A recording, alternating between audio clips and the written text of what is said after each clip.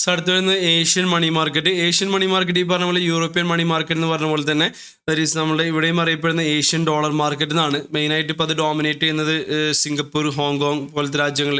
ഇമ്പോർട്ടിന് വേണ്ടിയിട്ട് നമ്മൾ എന്ത് ചെയ്യുക, ഡോളർ ഡെപ്പോസിറ്റുകൾ എന്ത് ചെയ്യുക, മെയിൻറ്റെയിൻ ചെയ്യുക. അപ്പോൾ അതിനെ വിളിക്കുന്ന ഏഷ്യൻ ഡോളർ മാർക്കറ്റ് എന്ന് പറയുന്നത്. ഓക്കെ, ഇതിനടുത്ത് ഇന്റർനാഷണൽ ക്രെഡിറ്റ് മാർക്കറ്റ്. ഇനി മണി മാർക്കറ്റ്, ഇന്റർനാഷണൽ മണി മാർക്കറ്റിന്റെ പ്രത്യേകത വെച്ചാൽ അവിടെ ഷോർട്ട് ടൈം ലോണുകളായിരുന്നു അല്ലേ. സോ വളരെ ഷോർട്ട്, ലെസ് ദാൻ 1 ഇയർ ലെവലിലേക്കാണ് അവിടെ ഫിനാൻസിങ് ഒക്കെ ചെയ്തിരുന്നത്.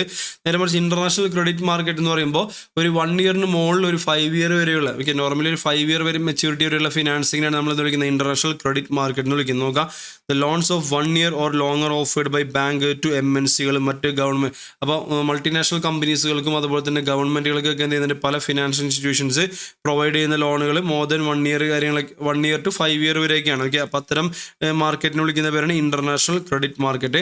അവിടെ അവർ കൊടുക്കുന്ന ലോൺ പൊതുവെ എന്തായിരിക്കും, ഫ്ലോട്ടിംഗ് റേറ്റ് ആയിരിക്കും. ഫ്ലോട്ടിംഗ് റേറ്റ് ആയിരിക്കും എന്ന് പറഞ്ഞു കഴിഞ്ഞാൽ ഈ നമ്മുടെ ഇൻവെസ്റ്റ്മെന്റ് ഒക്കെ എടുക്കുന്നത് വെച്ച് കഴിഞ്ഞാൽ ഷോർട്ട് ടൈമുകൾക്കായിരിക്കും. ലോൺ എന്താണ്, ലോങ് ടൈം ലോണുകളായിരിക്കും. ഇവർ ഇപ്പോൾ ഒരു ബാങ്ക് എങ്ങനെയാണ് വർക്ക് ചെയ്യുന്നത്, ഡെപ്പോസിറ്റ് അക്സെപ്റ്റ് ചെയ്തിട്ട് ലോൺ കൊടുത്തിട്ട് അല്ലേ. അപ്പോൾ ഡെപ്പോസിറ്റുകളൊക്കെ പലപ്പോഴും ഷോർട്ട് ടൈം ഡെപ്പോസിറ്റുകളായിരിക്കും എന്ത് ചെയ്യുക, ഈ പറഞ്ഞിരിക്കുന്ന ക്രെഡിറ്റ് മാർക്കറ്റിൽ സ്വീകരിക്കുന്ന ഡെപ്പോസിറ്റുകൾ ഷോർട്ട് ടൈം ആയിരിക്കും. ലോൺ കൊടുക്കുന്നത് എന്തായിരിക്കും, ലോങ് ടൈം ആയിരിക്കും. അപ്പോൾ ലോങ് ടൈമിൽ ഫിക്സഡ് കൊടുത്തു കഴിഞ്ഞാൽ എന്താ ഉണ്ടാവും, ഫോർ എക്സാമ്പിൾ ഒരു 8% എന്ത് ചെയ്തു ലോൺ കൊടുത്തെന്ന് വിചാരിക്കുക. അപ്പോൾ ചിലപ്പോൾ ആദ്യത്തെ വർഷം 6%-ലായിരിക്കും ഡെപ്പോസിറ്റ് സ്വീകരിച്ചിട്ടുണ്ടാവുക. ഇൻവെസ്റ്റേഴ്സിന് ഡെപ്പോസിറ്റ് 6% എടുത്തിട്ട് 8% കൊടുത്തു, അത് 5 വർഷത്തിന് കൊടുത്തു. പക്ഷേ ഇവിടെ ഇൻവെസ്റ്റേഴ്സ് 6 മാസം 1 ഇയർ ഒക്കെയാണ് ഇൻവെസ്റ്റ് ചെയ്യുന്നത്. അപ്പോൾ മാർക്കറ്റ് റേറ്റ് ഓഫ് ഇൻട്രസ്റ്റ് കൂടുകയാണെങ്കിൽ, ശ്രദ്ധിക്കുക, മാർക്കറ്റ് റേറ്റ് ഓഫ് ഇൻട്രസ്റ്റ് കൂടുകയാണെങ്കിൽ ഇവിടെ ഇൻവെസ്റ്റ്മെന്റിന് എന്ത് കൂടും, റേറ്റ് എന്തെങ്കിലും കൂടും. അപ്പോൾ ഇൻവെസ്റ്റേഴ്സിന് നമ്മൾ ഇതിനെ 6 എന്നുള്ള അടുത്ത വർഷം 7, 8, 9, 10 ഒക്കെ ആവും. പക്ഷേ ഇവിടെ 5 വർഷം ലോൺ കൊടുത്ത് 8% ബാങ്കിന് ലോസ് ഉണ്ടാവില്ല. കാരണം ആലോചിക്കുക, ഇൻവെസ്റ്റേഴ്സിന് 10% ഇൻവെസ്റ്റ്മെന്റ് സ്വീകരിച്ചിട്ട് ലോൺ കൊടുക്കുന്ന ആൾക്കാർക്ക് 8% കൊടുത്തു കഴിഞ്ഞാൽ അവിടെ ഒരു പ്രശ്നം ഉണ്ടാവും. ഐ മീൻ ലോസ് ഉണ്ടാവും, ഡയറക്റ്റ്ലി അവിടെ ലോസ് ഉണ്ടായിരിക്കും ബാങ്കിന്. അപ്പോൾ അതുകൊണ്ട് തന്നെ ബാങ്ക് എന്ന് വെച്ച് കഴിഞ്ഞാൽ ലോണുകൾ ഏത് റേറ്റിലാണ് കൊടുക്കുക, ഫ്ലോട്ടിംഗ് റേറ്റിലാണ്. കാരണം ഫ്ലോട്ടിംഗ് റേറ്റിൽ കൊടുക്കുമ്പോൾ ഒരു ബാങ്കിന് മാർക്കറ്റ് റേറ്റ് ഓഫ് ഇൻട്രസ്റ്റ് കൂടുന്നതിനനുസരിച്ച് ഇപ്പോഴത്തെ ലോണിന്റെ ഇൻട്രസ്റ്റ് റേറ്റും എന്ത് ചെയ്യാൻ പറ്റും, കൂട്ടാനായിട്ട് സാധിക്കും അല്ലേ. അപ്പോൾ അതുകൊണ്ട് this loans are offered at ഏത് റേറ്റ് ആണ്, ഫ്ലോട്ടിംഗ് റേറ്റ് ആണ് പൊതുവെ എന്ത് ചെയ്യുന്നത്, കൊടുക്കുന്നത്. ഫ്ലോട്ടിംഗ് റേറ്റിന്റെ എക്സാമ്പിൾ നമുക്ക് അറിയാം, ലിബോർ എന്നൊക്കെ കേട്ടണം അല്ലേ. എന്നാൽ LIBOR London interbank offered rate. Okay, അപ്പോൾ London interbank offered rate നമ്മൾ ഇന്ത്യയിൽ മിബോർ എന്ന് പഠിച്ചിട്ടുണ്ടായിരിക്കും, Mumbai interbank offered rate. അപ്പോൾ ഇവിടെ ഇന്റർനാഷണൽ മാർക്കറ്റിൽ ക്രെഡിറ്റ് മാർക്കറ്റ് നമ്മൾ ലിബോറിലാണ് പൊതുവെ എന്ത് ചെയ്യുക, ലിബോർ എന്ന് പറയുന്ന ഫ്ലോട്ടിംഗ് ഇൻട്രസ്റ്റ് റേറ്റിലാണ് നമ്മൾ ലോൺസ് പൊതുവെ പ്രൊവൈഡ് ചെയ്യുന്നത്. ഓക്കെ, അപ്പോൾ ഇത് ഇവിടം വരെയുള്ളത് അത്ര ഇമ്പോർട്ടൻ്റ് ഒന്നുമല്ല. ജസ്റ്റ് ഈ ഒരു കോൺസെപ്റ്റ് എന്ന് പറഞ്ഞിരിക്കുക, സിൻഡിക്കേറ്റഡ് ലോൺസ് എന്താണെന്നുള്ളത്. സോ സിൻഡിക്കേറ്റഡ് ലോൺസ് നമ്മൾ സിൻഡിക്കേറ്റ് എന്നുള്ളത് നമ്മൾ മറ്റേ പുഷ്പ ഫിലിമൊക്കെ കാണുമ്പോൾ പൊതുവെ നമ്മൾ കേട്ടിട്ടുണ്ടായിരിക്കും സിൻഡിക്കേറ്റ് അല്ലേ. അപ്പോൾ അവിടെ നമ്മൾ കേൾക്കുന്ന ഒരു ടൈമാണ് സിൻഡിക്കേറ്റ്. അപ്പോൾ സിൻഡിക്കേറ്റ് എന്ന് നമുക്കറിയാം, ഒരു ഗ്രൂപ്പിൻ്റെ ഒരു ഹെഡിനെയാണ് നമ്മൾ എന്ത് വിളിക്കുന്നത്, സിൻഡിക്കേറ്റിന്. അപ്പോൾ ഇവിടെ സിൻഡിക്കേറ്റഡ് ലോൺസ് കൊണ്ട് ഉദ്ദേശിക്കുന്നത് ലൈക്ക് ഇപ്പോൾ ഒരു പർട്ടിക്കുലർ നമ്മൾ ഇന്ത്യൻ എക്സാമ്പിൾ ആദ്യം പറയുകയാണെങ്കിൽ ഒരു particular company, for example Reliance ഇൻഡസ്ട്രീസിന് 10,000 കോടി എന്ത് വേണം, ലോൺ വേണം. അപ്പോൾ അവരാദ്യം SBIനെ സമീപിക്കുകയാണ്. അപ്പോൾ SBI നോക്കുമ്പോൾ 10,000 കോടി മുഴുവൻ ആർക്ക് കൊടുക്കുകയാണെങ്കിൽ 10,000 കോടി SBI റിലയൻസിന് കൊടുക്കുകയാണെങ്കിൽ നാളെ റിലയൻസിന് എന്തെങ്കിലും ഇഷ്യൂസ് ഉണ്ടാവുകയാണെങ്കിൽ 100% ബാഡ് ഡെപ്റ്റ് ആരെന്നെ സഹിക്കേണ്ടി വരും, SBI ബാങ്ക് തന്നെ എന്തെങ്കിലും സഫർ ചെയ്യേണ്ടി വരും അല്ലേ. അപ്പോൾ നമ്മൾ സാധാരണ ഇൻഷുറൻസ് ഒക്കെ പഠിക്കുമ്പോൾ റീഇൻഷുറൻസ് ഒക്കെ പഠിക്കില്ല, ഇൻഷുറൻസിൻ്റെ അകത്ത് റീഇൻഷുറൻസ് പഠിക്കും. അപ്പോൾ ഒരു ഇൻഷുറൻസ് കമ്പനി എന്ത് ചെയ്യുക, ആ ഒരു റിസ്ക് ഷെയർ ചെയ്യാൻ വേണ്ടിയിട്ട് മറ്റ് ഇൻഷുറൻസ് കമ്പനിയായിട്ട് എന്ത് ചെയ്യുക, ആ റിസ്ക് ഷെയർ ചെയ്യുന്നതിനാണ് നമ്മൾ റീഇൻഷുറൻസ് വിളിക്കുന്നത്. അതേപോലെ ഇവിടെ സിൻഡിക്കേറ്റഡ് ലോൺസിൻ്റെ ഒരു കോൺസെപ്റ്റ് വെച്ച് കഴിഞ്ഞാൽ ഒരു സിംഗിൾ ബോറോവർ ആയിട്ടുള്ള നമ്മളിപ്പോൾ റിലയൻസ് പോലത്തെ ഒരാൾ, അപ്പോൾ ഒരു സിംഗിൾ ബോറോവർ ആണ്. പക്ഷേ എന്ന് വെച്ച് കഴിഞ്ഞാൽ നമ്മൾ ഒരു ബാങ്കിന് ഒറ്റയ്ക്ക് അത് ഫിനാൻസ് ചെയ്യാൻ കുറച്ച് ബുദ്ധിമുട്ട് വരും, പൈസ ഇല്ലാത്തതുകൊണ്ടല്ല, റിസ്കിനെ പേടിച്ചുകൊണ്ട്.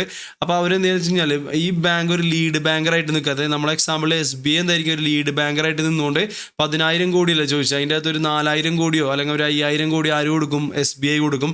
ബാക്കി HDFC അതുപോലെ തന്നെ ആക്സിസ് ബാങ്ക് അങ്ങനെയുള്ള ബാങ്കുകളായിട്ട് എന്ത് ചെയ്യുക, 1,000 കോടി വാങ്ങിച്ച ഒരു ടീമായിട്ട് എന്ത് ചെയ്യുക, ലോൺ കൊടുക്കാം. ഓക്കെ, അതിലൊരു ഹെഡായിട്ട് ഒരാളുണ്ടായിരിക്കും, ലീഡ് ബാങ്ക് ഉണ്ടായിരിക്കും, ബാക്കിയുള്ള പാർട്ടിസിപ്പൻസ് ഉണ്ടായിരിക്കും.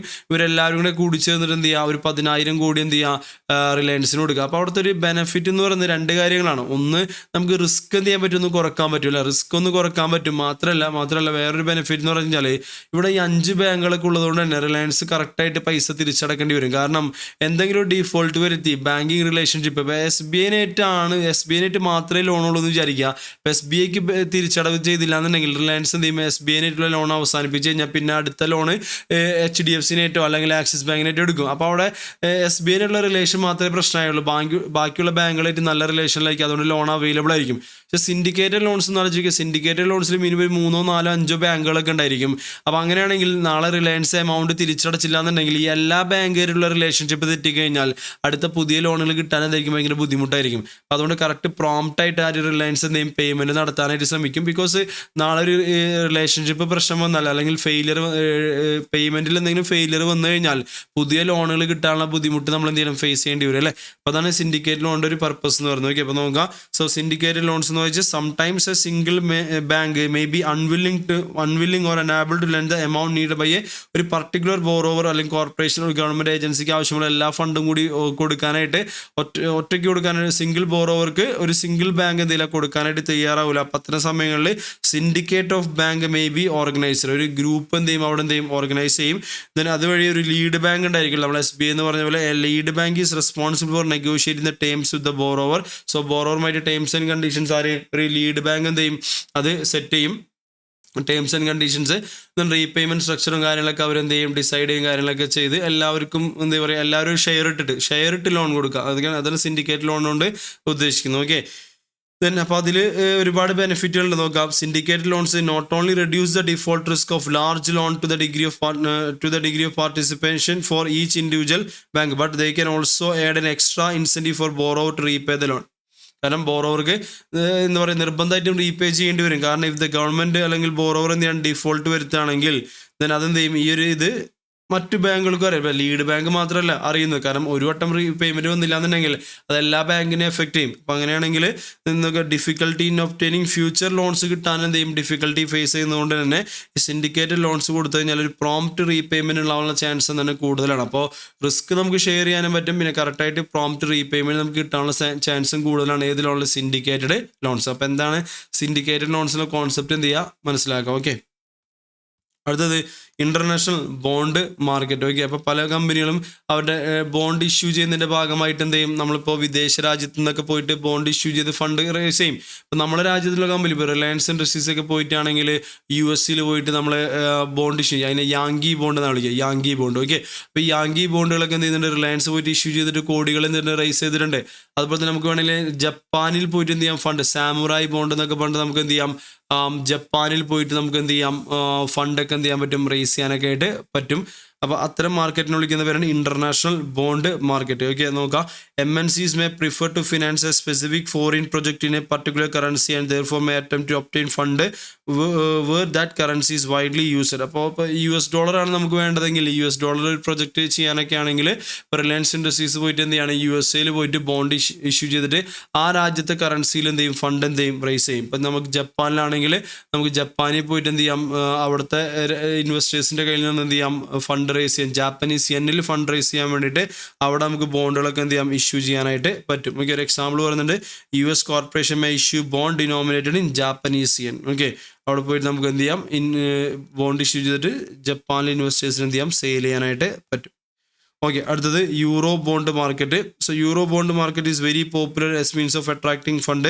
Perhaps it is in part because they do not have a registration requirements. അപ്പോൾ യൂറോ ബോണ്ടിന് പ്രത്യേകത എന്ന് വെച്ചാൽ അവർക്ക് രജിസ്ട്രേഷൻ റിക്വയർമെൻറ്റ്സ് ഇല്ല. അപ്പോൾ ഇങ്ങനെ for example US based MNCs just McDonald's, മറ്റേ ഡിസ്നി കോമൺലി ഇഷ്യൂ ചെയ്യുന്ന യൂറോ ബോണ്ടുകളൊക്കെ ഇഷ്യൂ ചെയ്യുന്ന കമ്പനികളാണ്. അപ്പോൾ അവർക്ക് എന്ത് ചെയ്യാൻ പറ്റും, ഈ non-US ഫേംസിന് എന്ത് ചെയ്യാം, also use the Eurobond market as a source of fund. Okay, അപ്പോൾ US ബേസ്ഡ് കമ്പനി ആണെങ്കിൽ non-US ആണെങ്കിൽ എന്ത് ചെയ്യാം, യൂറോപ്യൻ മാർക്കറ്റിൽ ഇതിലൊക്കെ പോയിട്ട് എന്ത് ചെയ്യാം, ബോണ്ടുകൾ എന്ത് ചെയ്യാൻ പറ്റും, ഇഷ്യൂ ചെയ്യാനൊക്കെ ആയിട്ട് പറ്റും. ഓക്കെ, ഇത് നമുക്ക് അത്രയ്ക്ക് ഇമ്പോർട്ടൻ്റ് അല്ല ഈ ഒന്ന് ഏരിയ, ഞാൻ ജസ്റ്റ് ഒന്ന് അണ്ടർലൈൻ ചെയ്ത് മാത്രം ഒന്ന് വായിച്ചിരിക്കാം. അടുത്തത് ഇൻ്റർനാഷണൽ സ്റ്റോക്ക് മാർക്കറ്റ്. ഓക്കെ, ഇപ്പോൾ ഇൻ്റർനാഷണൽ സ്റ്റോക്ക് മാർക്കറ്റ് എന്തായിരിക്കും, നമ്മുടെ രാജ്യത്ത് ഇൻവെസ്റ്റർ ബേസ് എന്താണ് കുറവാണ് അല്ലേ. ഇപ്പോൾ 140 കോടി ജനങ്ങളുള്ള രാജ്യമാണെങ്കിൽ ഇന്ത്യയിൽ അത്രയും ജനങ്ങളുണ്ടെങ്കിലും ഈ ഇൻവെസ്റ്റ് ചെയ്യാനുള്ള കപ്പാസിറ്റി എത്ര ആൾക്കാരുണ്ടായിരിക്കും അല്ലേ. നമ്മൾ റീസെൻ്റ് ആയിട്ടുള്ള ന്യൂസുകളൊക്കെ കണ്ടിട്ടുണ്ടായിരിക്കും, ഇന്ത്യയിലെ മെജോറിറ്റി 100 കോടിക്ക് മുകളിലുള്ള ആൾക്കാർക്ക് അന്നത്തെ ജോലിക്ക് കിട്ടുന്ന പൈസ ആ ദൈനംദിന ചെലവുകൾക്ക് ഉപയോഗിച്ച് കഴിഞ്ഞാൽ അവരുടെ day to day expense meet ചെയ്യാൻ പോലും തികയാത്ത രൂപത്തിലാണ് ഓരോരുത്തരുടെ ഇൻകം ലെവൽ എന്ന് പറയുന്നത്. ഓക്കെ, അപ്പോൾ അതുകൊണ്ട് എത്ര പേര് എന്ത് ചെയ്യും, ക്യാപിറ്റൽ മാർക്കറ്റിൽ ഇൻവെസ്റ്റ് ചെയ്യുന്നതെന്ന് ആലോചിച്ച് നോക്കുക. ഇൻവെസ്റ്റർ ബേസ് വളരെ കുറവാണ് അല്ലേ. അപ്പോൾ അതുകൊണ്ടൊക്കെ തന്നെയല്ലേ 2004 ഗവൺമെൻറ് എന്തുകൊണ്ടെന്ന് STT കൊണ്ടുവന്നിട്ട് സെക്ഷൻ നമ്പർ 10 ക്ലോസ് നമ്പർ 38 നമ്മൾ മറ്റേ ക്യാപിറ്റൽ ലോങ് ടൈം ക്യാപിറ്റൽ ഇങ്ങനെ എക്സംപ്റ്റഡ് ആണെന്നൊക്കെ പറഞ്ഞിട്ട് ഇൻവെസ്റ്റേഴ്സിനെ കൂടുതൽ മാർക്കറ്റിലോട്ട് അട്രാക്ട് ചെയ്യാൻ വേണ്ടി അല്ലേ. പലപ്പോഴും ഷെയർ മാർക്കറ്റിലെ ക്യാപിറ്റൽ ഗെയിൻ നോക്കുകയാണെങ്കിൽ 10% ടാക്സ്, ഇപ്പോൾ പുതിയ അമെൻമെൻറ്റ് 12% ടാക്സ് ഇതൊക്കെ കൊടുക്കുന്നത് ലോവർ ടാക്സ് റേറ്റ് കൊടുക്കുന്നത് എന്തിനു വേണ്ടിയിട്ടാണ്? ആൾക്കാരെ ക്യാപിറ്റൽ മാർക്കറ്റിലോട്ട് അട്രാക്ട് ചെയ്യാൻ വേണ്ടിയിട്ടാണ്, ഇൻവെസ്റ്റ്മെൻറ്റ് കാര്യങ്ങളൊക്കെ കൊണ്ടുവരാൻ വേണ്ടിയിട്ട്. ഓക്കെ, അപ്പോൾ തിരിച്ചു വരാൻ പറഞ്ഞതെന്ന് വെച്ചാൽ ഇൻ്റർനാഷണൽ സ്റ്റോക്ക് മാർക്കറ്റ് എന്ന് പറയുമ്പോൾ ഇന്ത്യയിലത്തെ കമ്പനികൾക്ക് വേണമെങ്കിൽ അവരുടെ ഷെയർസ് എന്ത് ചെയ്യാം, ഫോറിനിലെ സ്റ്റോക്ക് എക്സ്ചേഞ്ചുകൾ എന്ത് ചെയ്യാൻ പറ്റും, ഇഷ്യൂ ചെയ്യാനൊക്കെ ആയിട്ട് പറ്റും.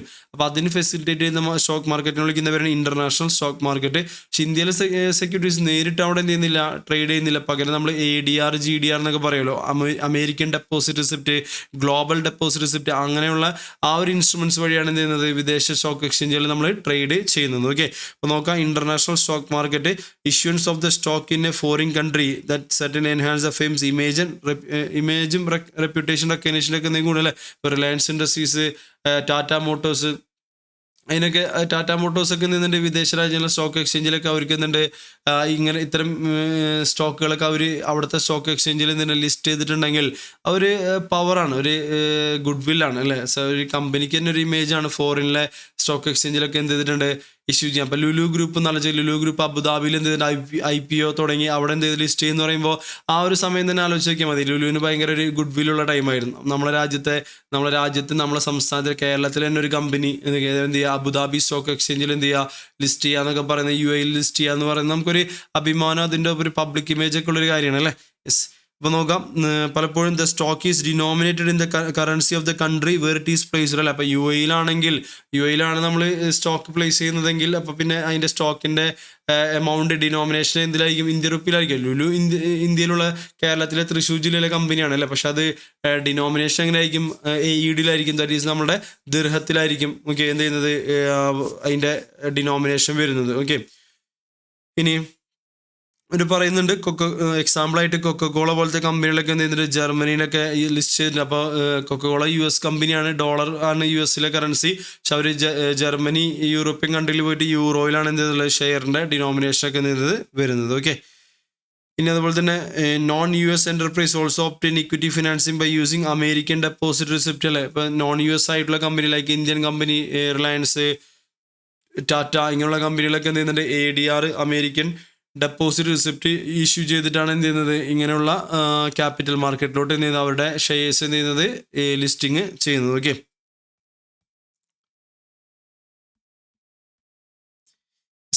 ഇപ്പോൾ നമ്മൾ പരമാവധി സ്പീഡാക്കാണ് നിങ്ങൾ, കാരണം ഇത്രയൊന്നും ആവശ്യമില്ല ഇതിൻ്റെ അകത്ത്, നിങ്ങൾ ജസ്റ്റ് ഒന്ന് അറിഞ്ഞിരിക്കുക ഇങ്ങനെയുള്ള സംഭവങ്ങളൊക്കെ ഉണ്ടെന്ന്. ദെൻ ലാസ്റ്റ് ടോപ്പിക്ക് പറയുന്നത് MNC പാരൻറ്റ് കമ്പനി. ഓക്കെ, ഏതൊക്കെ ഈ മാർക്കറ്റൊക്കെ എങ്ങനെയാണ് അവർ ഉപയോഗപ്പെടുത്തുന്നത് നോക്കാം. ഒന്ന്, എക്സ്പോർട്ടിങ് ആൻഡ് ഇമ്പോർട്ടിങ് ആരായിട്ട്, ഫോറിൻ ബിസിനസ് ക്ലയൻസിനായിട്ടാണ് ട്രാൻസാക്ഷൻസ് ചെയ്യുന്നത്. അപ്പോൾ അവിടെ നമുക്ക് എന്ത് വേണ്ടി വരും, നമുക്കൊരു ഫോറിൻ എക്സ്ചേഞ്ച് മാർക്കറ്റ് വേണ്ടി വരും അല്ലേ. കാരണം ഇമ്പോർട്ടൻ്റ് എക്സ്പോർട്ട് കാര്യങ്ങളൊക്കെ ചെയ്യുമ്പോൾ നമുക്കൊരു ഫോറിൻ എക്സ്ചേഞ്ച് മാർക്കറ്റ് വേണ്ടി വരും. then അതിനുശേഷം എന്ത് ചെയ്യും, അവർ ഈ ഫോറിൻ സബ്സിഡറി, ഇപ്പോൾ നമ്മൾ സോണി ജപ്പാൻ, സോണി ഇന്ത്യ.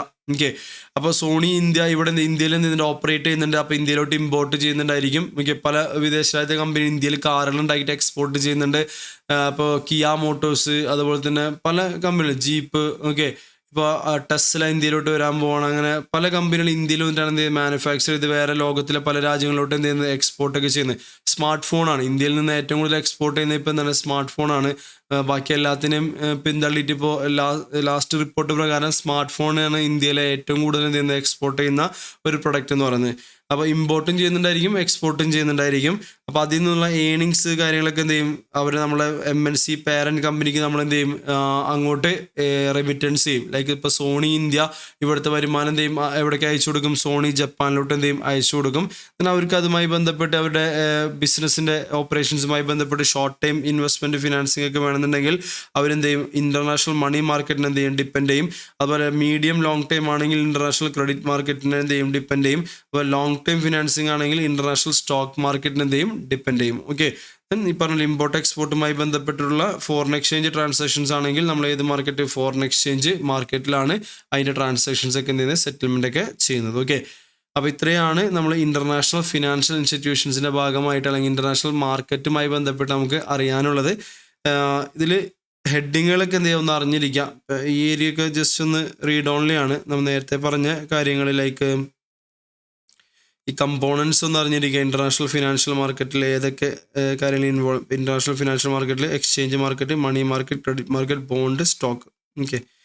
പിന്നെ ഈ ഒരു ബാങ്കിൻ്റെ ഒരു ഏരിയ, റീജിയണൽ ബാങ്ക്സും അതുപോലെ തന്നെ നമ്മളുടെ വേൾഡ് ബാങ്ക്, IMF റിലേറ്റഡ് ആയിട്ടുള്ള കാര്യങ്ങൾ കൂടി ഒന്ന് അറിഞ്ഞിരിക്കാം. ഓക്കെ.